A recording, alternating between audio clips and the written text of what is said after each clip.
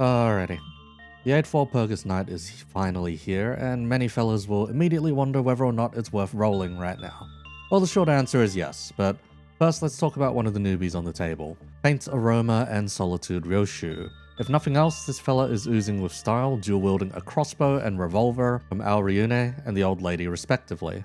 Anyhow, as two overlooked abnormalities, this combination might not exactly be super popular. However, I can say the kit is rather creative. So since it's a modern ID, let's start with her passives. As a breath of fresh air, she only has 2 of them. We're not going to be here for 3 whole pages of bullshit like a certain imitation of a certain fixer. First up, a void that cannot be filled. She starts with bullets. More specifically, she starts at 6 rounds for the Solitude revolver. In addition, so long as she has bullets, and an enemy has less than -40 SP, or an ally or herself manages to stagger an enemy, she'll use her S1 on that enemy as an unopposed attack. This can be stupid strong, especially within the 2 archetypes she's fielded in.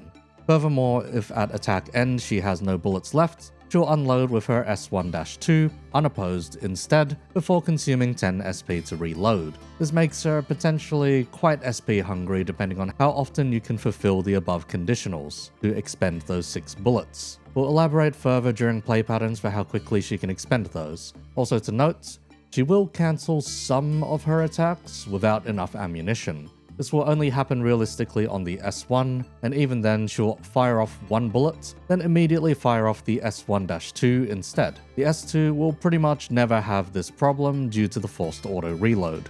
Next, her field passive.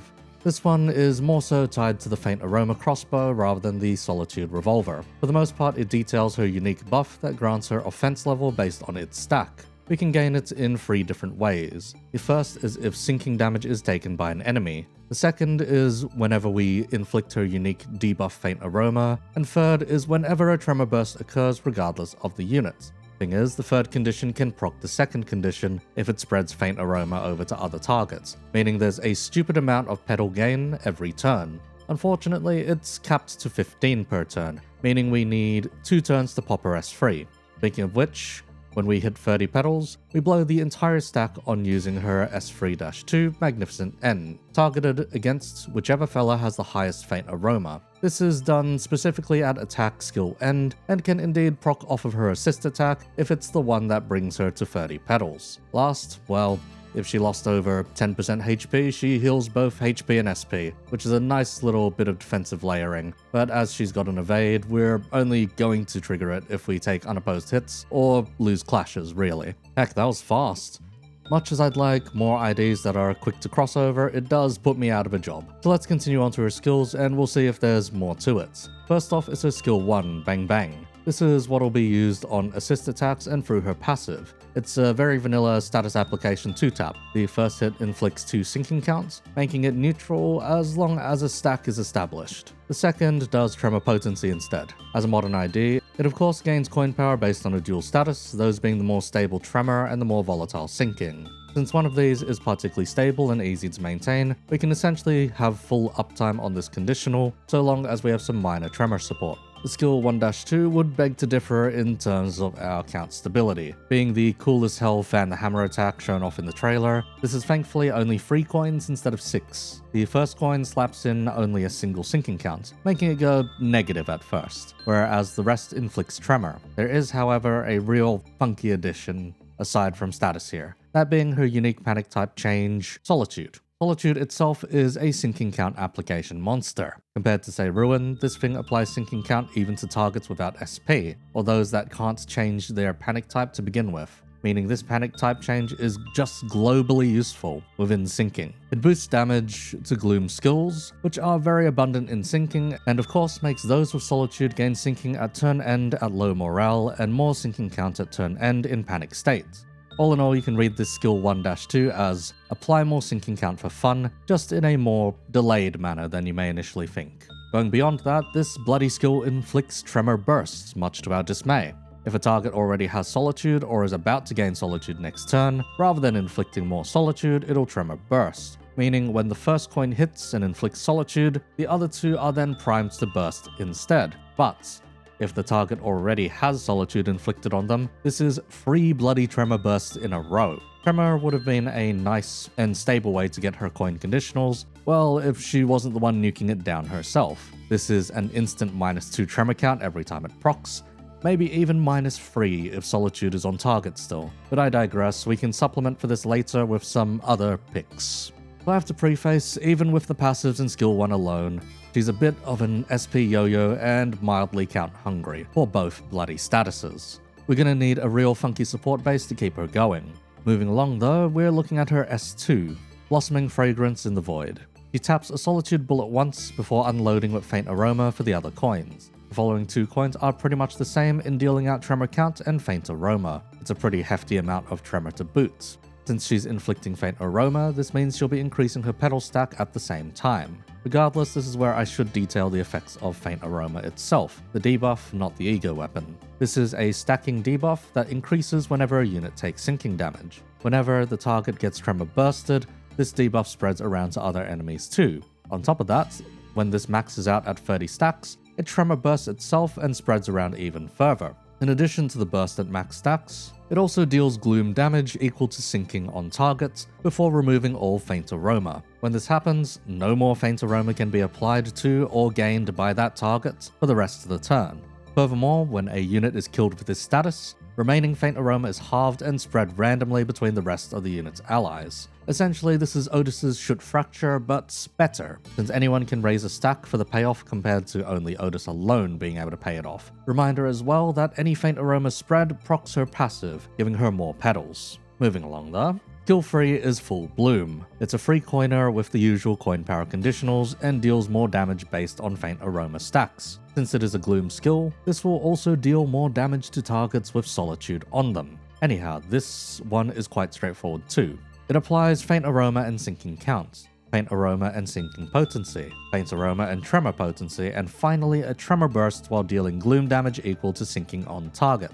This is pretty much a free payoff to sinking and will accelerate most runs by a decent bit. For an S3, it doesn't need unique resources to be built up too hard for the full effect. Initially, you'd think that Faint Aroma might be difficult to stick due to it being killed on max stacks, but since the max is so high, we can get a fair bit more out of it than expected. Regardless though, it scales off of any amount of Faint Aroma rather than needing strict breakpoints, so you'll get something out of this regardless of when you use it. To boot, since it Tremor bursts itself after applying Faint Aroma, this means it'll instantly spread Faint Aroma around on the turn it is used, which means we get a lot of bloody free petals and Faint Aroma to the rest of the encounter. Last to look at is the skill 3-2, that being Magnificent End. This one is an unclashable, unopposed attack that triggers when Petal stack is high enough after an attack skill ends. It'll also burn away all Petal stacks after the attack, leaving us to build it up from scratch once again, which honestly isn't that hard. The targeting will always shoot for the fellow with the most Faint Aroma. As for the skill itself, it's a single coin AoE that gains final power based on the sum of all Faint Aroma on all targets. Like more recent AoE skills, this thing specifically deals more damage the less applicable targets there are. Regardless, this coin inflicts Faint Aroma, Sinking, Tremor, and finally Tremor bursts it. Since it bursts Tremor, this can spread Faint Aroma around as well. Finally, her Evade is a rather potent effect, gaining her 10 petals and 2 attack power at the cost of receiving 2 fragile. This gets increasingly useful when double slotting or for solos, but otherwise, limiting to 10 petals that you can gain in a turn may be troublesome unless you land Tremor bursts that turn or otherwise land Bang Bang. Since Faint Aroma spreading does help though, it's not the most difficult regardless. All in all, her kit is Sinking Cancer with a side of Tremor. Though there isn't strictly an amplitude conversion involved in her kit, it still makes for what is essentially Tremor Depression. Welcome to a Tremor Soul in spirit rather than in practice. This does mean we can make use of one of the other side grade Tremor types, Chain, Decay, or Fracture even. Looking further in, Faint Aroma is a proper cancer style spreading effect. This is what Should Fracture should have been originally, which is kind of sad to think about. Anyhow, how are we going to utilize her Madhouse capabilities? I know it's a tired thing with this season, but let's do Sinking again. This time with a reasonable splash of Tremor to complement it. Plus, let's get the most obvious batch out of the way first. The Count Application Trio. They haven't changed. We're running Butler Force for Echoes of the Manor to combo with Hanafuda Ishmael's Korzan Gambling. It'll also combo with a certain Yi Sung's Bygone Days to boot, but we'll get to which one we decide to utilize later. Then comes the mandatory Knight of Despair Rodya. Do yourself a favor and shard her if you haven't already. If you're the stubborn sort that doesn't wish to play meta, slot in a Dishi Rodya instead, alongside Ramshank, and that'll sort things out nicely, as well for count merchanting. Regardless, this trio should be more than enough to keep things afloat, even with one fully negative ID. That is to say, since Ryoushu applies count with literally everything, we should be perfectly fine with this combination of count merchants. In terms of egos, we're mainly looking at Faust and Ishmael's prospects, as Rodya will either Ramshank or nothing at all. For Faust, we're investing in Fluid Sac and Everlasting specifically. If we play well, Fluid Sac shouldn't be needed to stabilize quite as hard due to other SP recovery factors we'll be introducing. As for Everlasting, since Faint Aroma spreads around on a Tremor Burst, and this thing slaps in a lot of Tremor Bursts, the potential fuckery on the table is enticing. That said, it isn't the most likely to be used, even so, due to the resource distribution, but it is a funny option to keep in mind nonetheless. As for Ishmael, Tidal Elegy is the no-brainer, but you may not have it available if you missed the Arknights event. Past there, we're looking pretty close at Bygone Days, more specifically the Overclock. If we can land that, we get more echoes, allowing us to stabilize count further. Admittedly, this will be a late game option if fights go longer, due to lust production being very low in this composition. Rather, the only source will be Force S2, so keep that in mind when planning around what egos to make use of. Next, we're looking at a little SP engine and a consistency check. Lamp Gregor. Since Ryoushu is an ego gear user, he gets a point of defense level. Same goes for the aforementioned Kodya, offering +2 defense level at this point. It's a nice little bump, but a little on the inconsequential side. Past there, his SP heal in Guardians of the Forest isn't as strictly tied to the Sinner with the lowest SP, meaning we don't have to concern ourselves with Kodya's SP yo-yo when healing fellas. Rather, if Guardians of the Forest lands on Kodya, it'll minus her SP anyway. That said, we'll be abusing Guardians of the Forest to give SP to Ryoushu whenever we can to offset the amount of SP loss from reloading. Same with any of our other SP hungry allies. We can abuse his bind and haste applications to make clashing easier, which will be very important to keep count healthy this time around, especially as we plan to run some fellas with Clash Win conditionals alongside. While he isn't the most count healthy, he does have a clashable guard that is a core part of his game plan in order to turbo his kits. So despite the numbers looking barely neutral and mostly negative, he's honestly a perfectly healthy inclusion as he won't negate us too much. In terms of egos, we've actually got quite a few to choose from. Starting at the lower end, Bygone Days is surprisingly potent, but strictly goes negative. We'll want to pop it when the stack is at least semi-healthy in order to get the most out of it. That's or when the stack doesn't exist at all. It's a light heal to SP, but more importantly, the passive boosts our ego resource gain. Since this Gregor deals out decent damage and goes last the majority of the time in deployment order, him landing kills during an unfocused encounter isn't that out of the ordinary.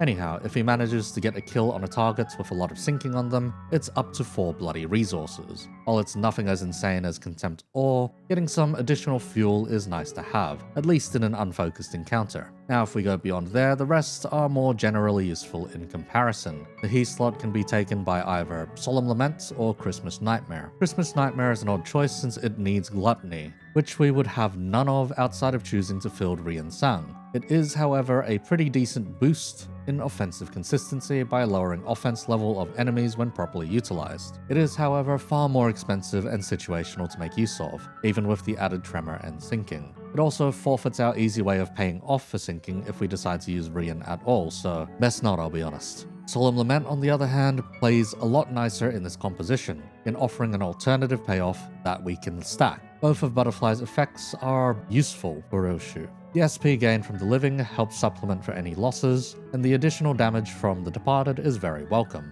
The latter specifically, since she gets to assist attack or otherwise unload those Solitude rounds. The extra 60 to 90 or so gloom damage every turn would go a pretty long way, but we'll put a pin in that for now, since this needs to build up in comparison.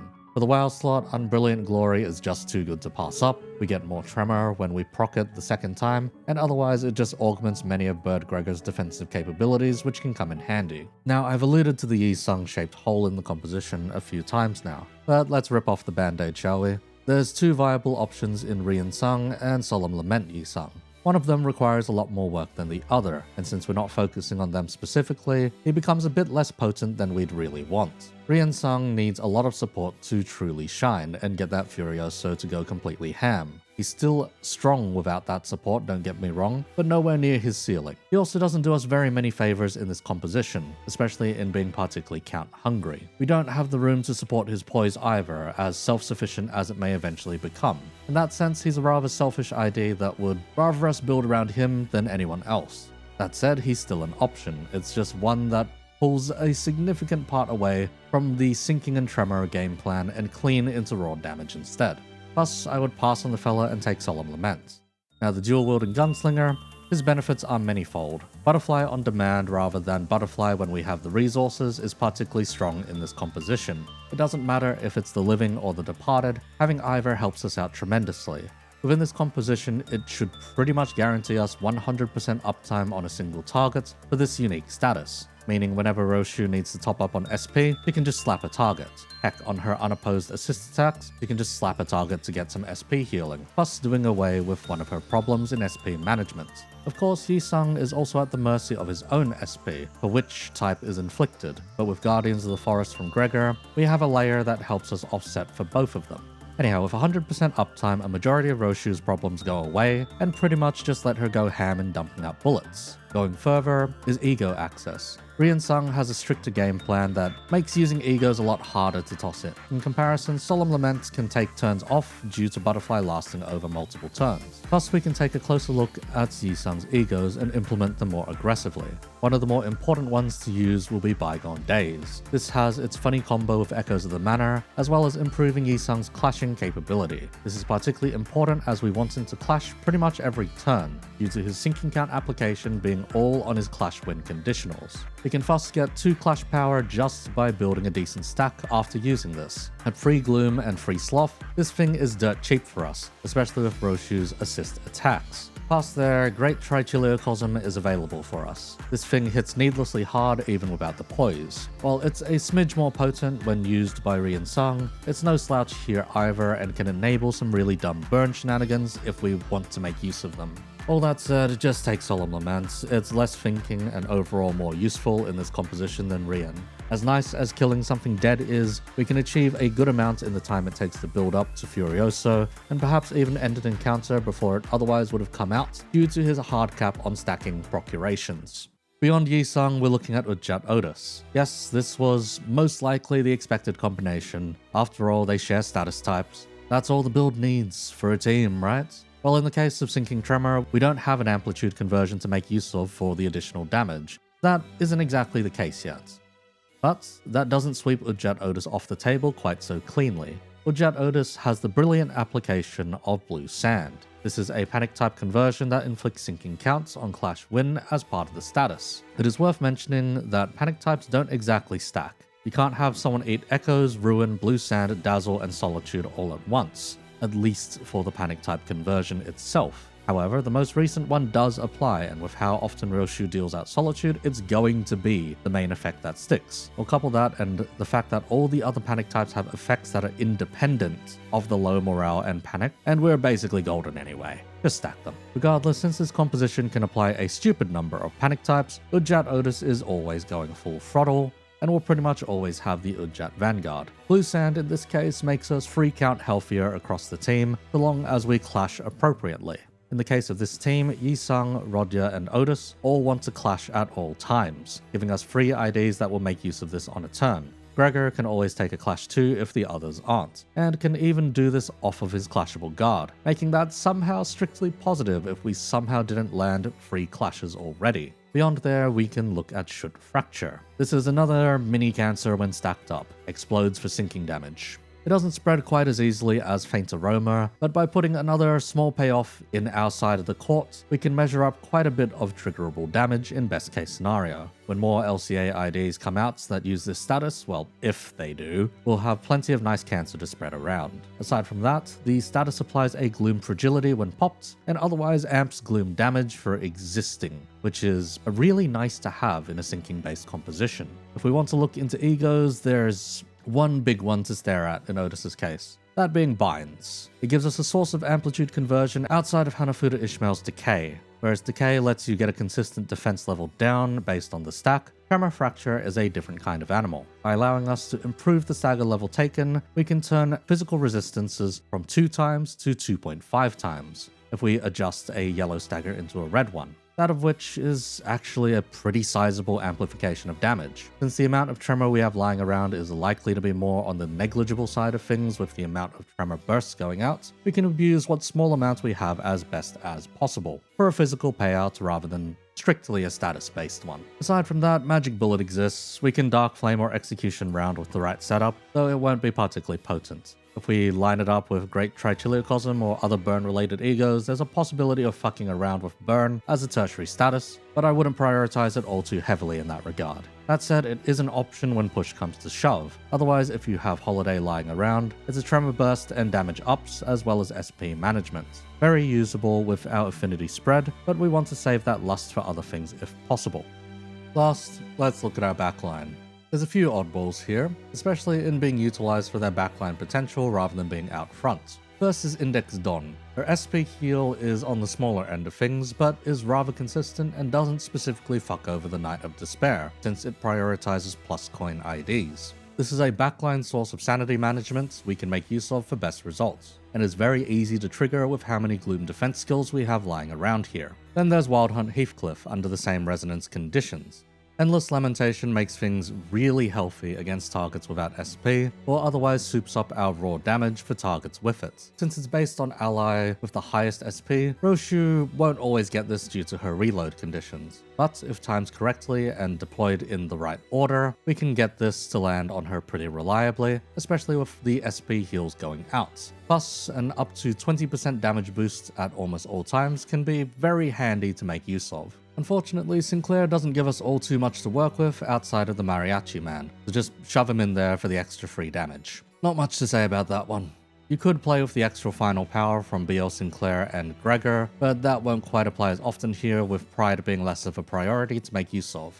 Past there will be firearm support. Since we have 3 sinners with firearms, these fellas will surprisingly get a decent bit of use out of them. While Full Stop Honger's one is only 10%, it's a pretty reliably triggered one, though it is more likely to land on Yi Sung, then Outis, then Ryoushu.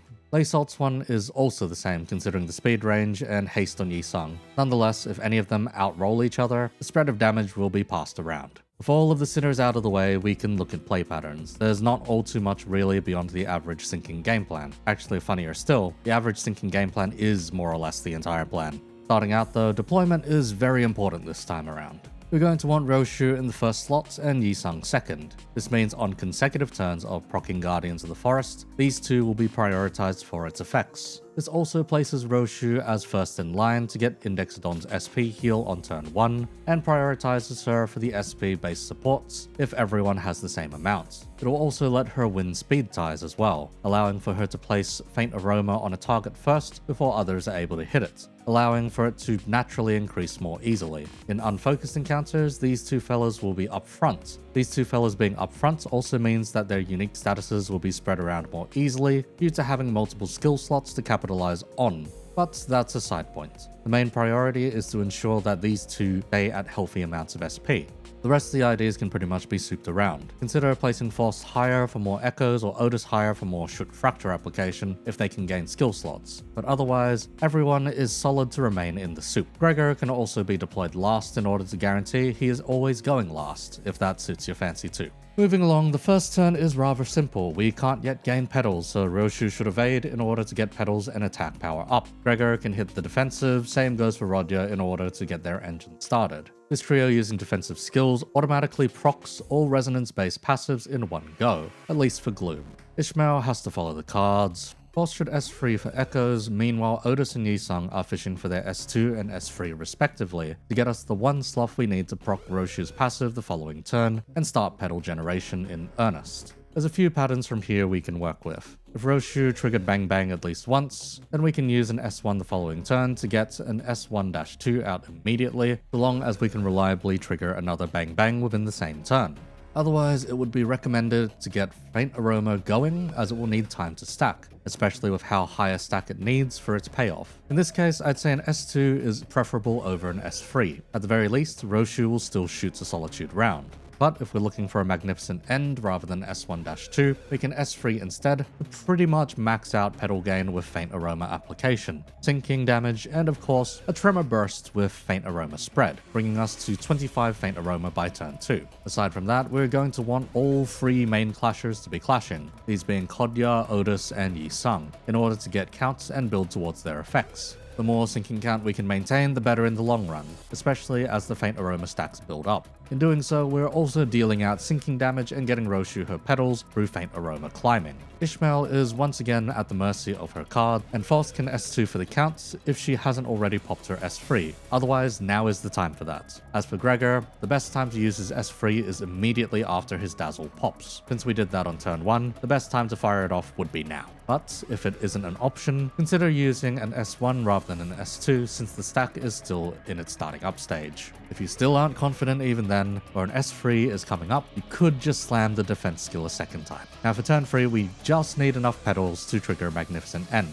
If we've built it up to the max the previous turn, this is only 5. An S1 into an S1-2 would trigger this even. Just remember that we only need to be at 30 at attack skill end, meaning if the above does indeed proc, we'll be there immediately, which can just straight up happen on the assist attack. After the free skills used for free, she can then just use her slotted skill as well to build up any remaining petal build-up that wasn't made either. Honestly, just being able to slam 3 extra skills for free in a single turn is just broken as shit. Past there, we're just building status as per usual, more sinking count, more tremor count, until either the target dies of Butterfly, a gloom damage explosions from Faint Aroma, should fracture, or even just dropping a Gregor Solemn Lament. If we're lining up a stagger, remember to convert the tremor into tremor fracture, with Outis's binds to be nuking out more damage. If it then converts to Tremor Decay post-stagger, you're amplifying raw damage by a stupid amount. With all of the payoffs here, we just don't really give enough of a damn to use any combos beyond there. Most things kinda just die from all of the little triggers and payoffs we have. We're not really building up to a burst anymore so much as getting consistent as all hell damage returns. This ID bloody facilitates 4-turn Lux Curvations, little effort and 0 ego use, or friendly fire strats. If you're too lazy to tech things, this thing is speedy as an express train to hell. All in all, her unique cancer-based game plan scales nicely in both unfocused and focused encounters, if only due to how easily it can spread around. In single target affairs, every 2 turns of coins basically does it. Whereas in groups, so long as there's something that can be slapped by a tremor burst, shit is getting spread around like the plague. That said, while her lack of speed increases does hurt in keeping uptime, the ways in which it can trigger are so easy that you'll pretty much get this going every turn anyway. That, and it stacks too bloody high to actually care. The unfortunate part being that she is unlikely to fully profit off of its stacks in terms of damage and power-based conditionals, due to it erasing itself when maxed out. But that is honestly just fine, just due to the sheer utility that this all brings to its sinking. Grab her if you want a different payoff that isn't Yi Sung flavored. It's just a shame that Solemn Lament is her best partner rather than the Index Nurse Father, for those that wish to Furiosa all the time. Thanks for listening to the content. If you enjoyed, drop a like on the video and subscribe if you'd like to see more like this one. Musso should be up next real shortly, so stand by for that. Odds are he'll be tomorrow's video in comparison as the less hyped ID. We'll see what we can do with a shotgun boy anyhow. As for any announcements as well, community Discord's still open, Ruiner Draft is ongoing as the other creators ease into theirs, and finally, a shout out to the Patreon supporters I have around. Those being Artie and I believe a madman named Derp who hit the wrong button somewhere. Once again, appreciate you listening in, and I'll see you again in less than 24 hours.